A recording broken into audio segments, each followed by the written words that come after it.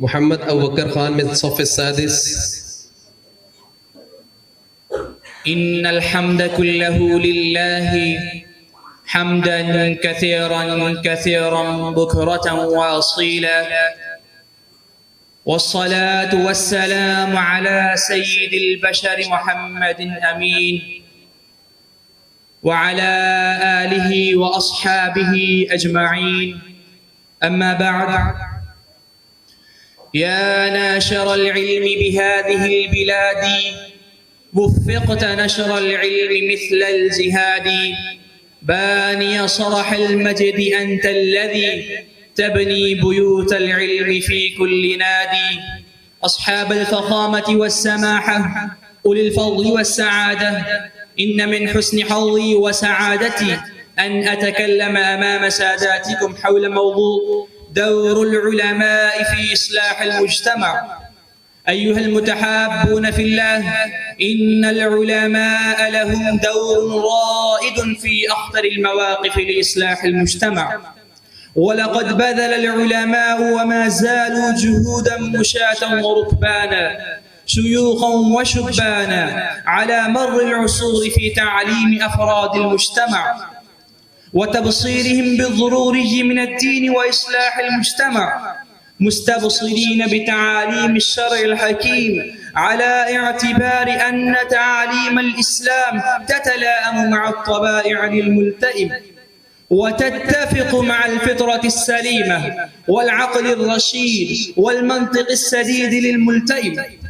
أيها الأجلة، وإن من أهم دور العلماء للمجتمع النظر في أحوال المجتمع وأحوالهم من جهة أخلاقهم ومعاملاتهم، فيصلحون ما كان فاسدا ويصلون ما كان منتفعا، ويزكون بتزكية الإيمان، ويعلمهم كتاب الرحمن.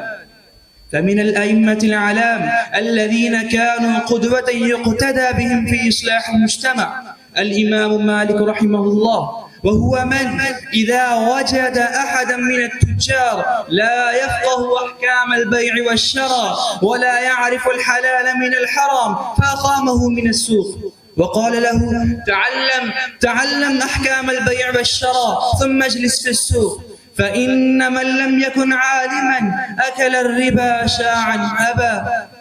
كقول الشاعر: رأيت العلم صاحبه كريم، رأيت العلم صاحبه كريم، ولو ولدته آباء لئام، فلولا العلم ما صعدت رجال، ولا عرف الحلال ولا الحرام. إخواني في الله، إن العلماء لهم دور رائد في أخطر المواقف لإصلاح المجتمع. أما علم العلماء المجتمع دين رب العباد؟ أما خرج العلماء المجتمع من عبادة العباد إلى عبادة رب العباد؟ أما نشر العلماء بين المجتمع ما قاله الله ورسول رب العباد؟ أتنكرون إصلاح العلماء للمجتمع باعتبار أنه لا خير في كلام إلا في تهليل الله وتحميد الله وتسبيح الله وتذكير الله وسؤالك من الخير وتعوذك من الشر وأمرك بالمعروف ونهيك عن المنكر؟ أيها السادات، أما ضرب أحمد بن حنبل رحمه الله تعالى بالسوط للمجتمع؟ أما حملت جنازة أبي حنيفة رحمه الله تعالى من السجن للمجتمع؟ أما تحمل العلماء المصائب في حركة ريشم الرمال للمجتمع؟ أما وقى العلماء إيمان المجتمع في تحفظ حركة ختم النبوة؟ فإياكم والشك على العلماء، فإن من بواطل السوء أن المجتمع إذا شكوا في علم العلماء وأمانتهم وديانتهم وتقواهم وإصلاح للمجتمع فهلك. هؤلاء العلماء كما ظن الجهلاء؟ لا والله يا عزيزي، عم البرية بالإحسان فانقشعت عنها العياهب والإملاق والعدم، مشتقة من ورثة الأنبياء نبعتهم، طابت مغارسهم والخيم والشيم. أقول قولي هذا والحمد لله رب العالمين.